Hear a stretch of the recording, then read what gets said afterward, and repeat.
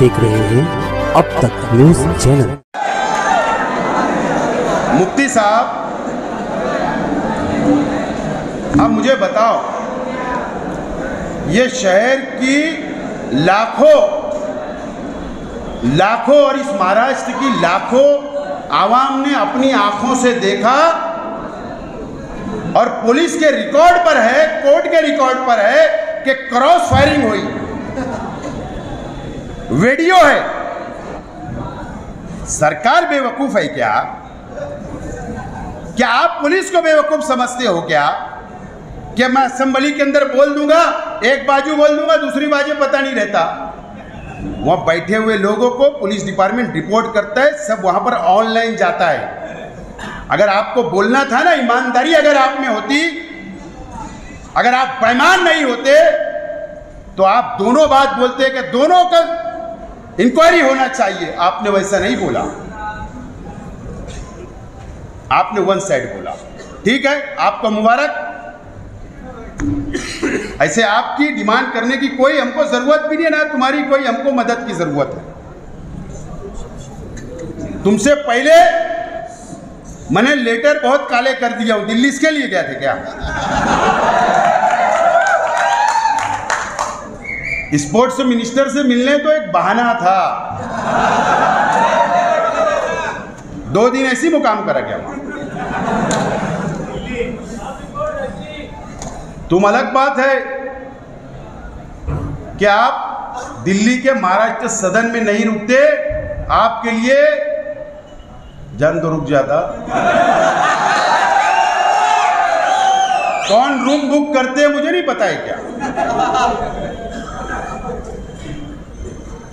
कौन आपको दिल्ली से फोन आता तो 1 लाख अर्जेंट डालो रात को 2 बजे, मुझे नहीं मालूम है क्या?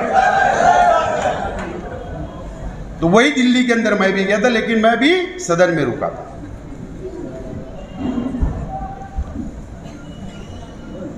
दोनों क्रॉस फायरिंग की मैंने इंक्वायरी मांगा। मैंने नेपाल की बात सच बोला हूं। मैं चाहता हूं कि दिल्ली से इंक्वायरी आए, मैं चाहता हूं कि मुंबई से इंक्वायरी आए। हवा में शेख आसिफ कभी बात नहीं करता। ये मोबाइल में बहुत मटेरियल है। ये मोबाइल में सिर्फ लड़कियों से बात करने, औरतों से बात करने नहीं है। ये बहुत मटेरियल है इसमें।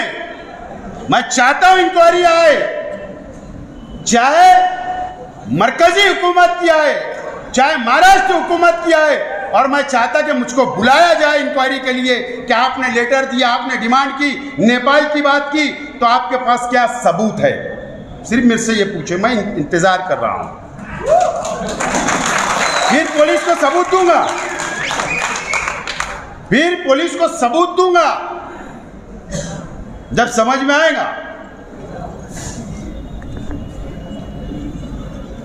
मैं आगरा 2-3 टाइम जाना हुआ मेरा। शाहजहां ने मुमताज के लिए ताजमहल बनाया, बराबर है। शाहजहां ने मुमताज के लिए याद में खूबसूरत ताजमहल बनाया। पूरी दुनिया उसको देखने आती है, गोरे काले अंग्रेज सब आते हैं, मोहब्बत करने वाले भी वहां जाते हैं। लेकिन जो 3-3 औरतें करते हैं, शाह बानो, जरा रिकॉर्डिंग अच्छी करो ना तुम लोग। शाह बानो तीसरी औरत करने के बाद भी शहर को पता नहीं है, कुछ लोग तीसरी भी कर ले रहे हैं, शहर को पता नहीं, और ना जाने किसको किसको पता नहीं है, लेकिन शेख आसिफ को पता है।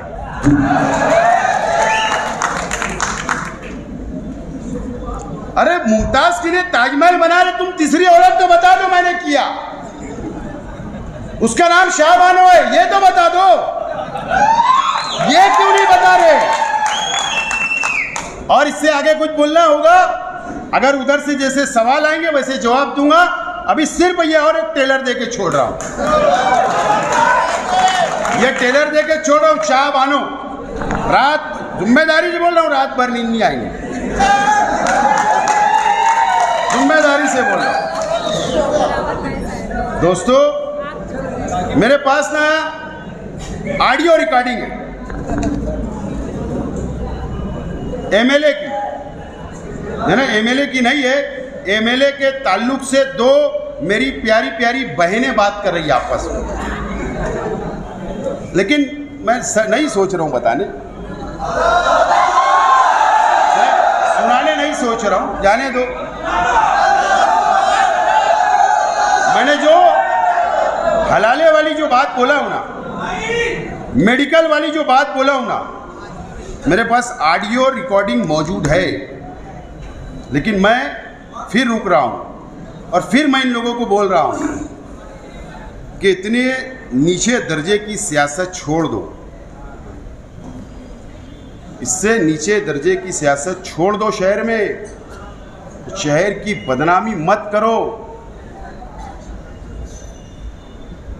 अगर तुम मेरे परिवार पे, मेरे कार्यकर्ताओं पे अगर झूठे इल्जाम लगाना बंद नहीं करे, अगर जाति दुश्मनी निकालना बंद नहीं करे, चाहे असेंबली में बोल के चाहे बाहर लेटर देकर, तो याद रखना मुझे मजबूर होना पड़ेगा। ऑडियो भी निकालूंगा और मालेगांव से लेकर नेपाल तक का भी मटेरियल जब मैं बाहर निकाला और कुछ यहाँ के सियासी लोगों का मटेरियल अगर मैंने जिस दिन बाहर निकाला, तो याद रखना ये शहर के अंदर तुम मुंह बताने लायक नहीं रहोगे। मैं जिम्मेदारी से मुंह बताने लायक नहीं रहोगे तो इलेक्शन क्या लड़ोगे तुम? सब मेरे पास मटेरियल है, लेकिन मैं ये शहर का यहाँ पैदा हुआ, ये शहर से प्यार करता, ये मस्जिद और मीनारे शहर को बदनाम नहीं होने देना चाहता, इसके लिए मैं रुक रहा हूं। और मैं क्रॉस फायरिंग के भी बहुत सबूत है। कौन सा तड़ीपार आदमी मनमाड़ से यहां था उस दिन, उसके फोटो भी है, उसका नाम भी है, सब है मेरे पास। लेकिन मैं ये मानता हूं कि कोर्ट फैसला करेगी, पुलिस इंक्वायरी करेगी, पुलिस को जो सच होगा वो करे। आप क्या समझते हो मेरी इंक्वायरी नहीं हुई? आप क्या समझते हो? इन्होंने तो कल बोला, मेरी तो एक हफ्ते से इंक्वायरी चल रही है। रोजाना मैं 3 दिन गया हूं पुलिस स्टेशन, मेरा जवाब हुआ है, जवाब मैंने नोंद करवाया हूं। खालिद हाजी ने भी अपना जवाब नोंद करवाया, अकील चाचा ने भी उनका जवाब नोंद करवाया। क्या हमारी इंक्वायरी नहीं चल रही? चल रही है। लेकिन पुलिस को अगर लगता है कि हम मुजरिम हैं तो कार्रवाई करे, लेकिन सबूत बताए, सबूत बताए, सबूत। अगर ये हजरत सोच रहे होंगे मैंने असेंबली में बोला तो पुलिस पकड़ लेंगी, ऐसा होगा नहीं। जब से दाऊद इब्राहिम भागा है तो पार्लियामेंट की संसद में बोला गया, अभी तक तो नहीं उसको पकड़ा गया क्या? तो ऐसा बोलने से होता नहीं, सबूत लगते हैं। तो मैं आज यहीं रुक रहा हूं, लेकिन आप लोगों से अपील करता हूं दोस्तों, मटेरियल मेरे पास बहुत है। और आपको मैं एक बात बोलता हूं यार, कितना आदमी ने ईमानदार होना मुझे बताओ। मैं नाम लेकर बोलता हूं, हुसैन सेठ कंपाउंड के हमारे तमामी भाइयों को 12 नवंबर हुआ, शहर ने देखा। मैं ठीक है, मैं उनकी जातियात पे ऐसा नहीं बोल रहा, उनको याद दिला रहा हूं। इनके ऊपर केस दाखिल हुआ, इनके घर के 2-3 लोगों के ऊपर केस दाखिल हुआ, ये फरार थे। मैं जिम्मेदारी से बोल रहा हूं, और न तो उनसे जाके पूछना कि सरकार तक छगन भुजबल साहब मंत्री थे, मैं वहां गया, लेकर मंत्रालय लेकर गया, पुलिस स्टेशन लेकर गया, कोर्ट में लेकर गया, वकील के पास जब गया और उनकी जमानत करवाई, मदद की सब मदद करने के बाद ठीक है, आपको जा रहना है, उसका आपको हक है, मैं इसके लिए नहीं बोल रहा हूं, लेकिन तुमने भी एक मर्यादा में रहना चाहिए। न तो दिन तो सबके आते, दिन तो सबके पलटते हैं, धूप और छाव होती है, लेकिन ये तरीका ये शहर के अंदर बराबर नहीं है। अगर अपने आप को बहुत मजहबी तंजीमों के जिम्मेदार बोलते हो तो कम से कम अपनी खुद की इस्लाह करो। ये शहर वो भी ध्यान रखता है, खुद की इस्लाह करो। लेकिन मुझे इस टाइम मैं शेख रशीद साहब के ताल्लुक से आखिरी बात बताऊंगा।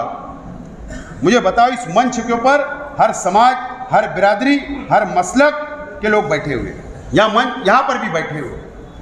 शेख रशीद साहब ने हर जात, हर धर्म, हर बिरादरी, हर मसलक, हर गरीब अमीर सबको साथ लेकर चला और उन्होंने अपनी जिंदगी में सबके काम आए और सबका साथ दिया, सबकी मदद की, सबके मसाइल हल किए। कभी भेदभाव नहीं शेख रशीद साहब ने किया।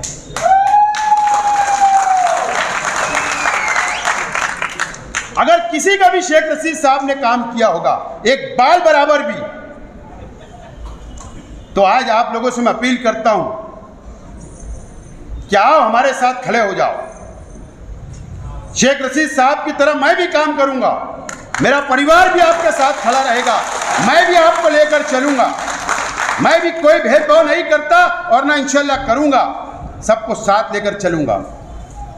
मैं मजहबी तंजीमों से, शहर के तमाम ही लोगों से बोलना चाहूँगा कि इसका जवाब मुझे चाहिए। एक आलिम ने झूठ बोला है, शहर को धोखा दिया है, करप्शन किया है, बेईमानी की है। उलमाओं के साथ क्या, हफीज़ों के साथ क्या, मजदूरों के साथ क्या, शहर के गरीबों के साथ क्या, अमीरों के साथ क्या, बहुत बड़ा धोखा ये।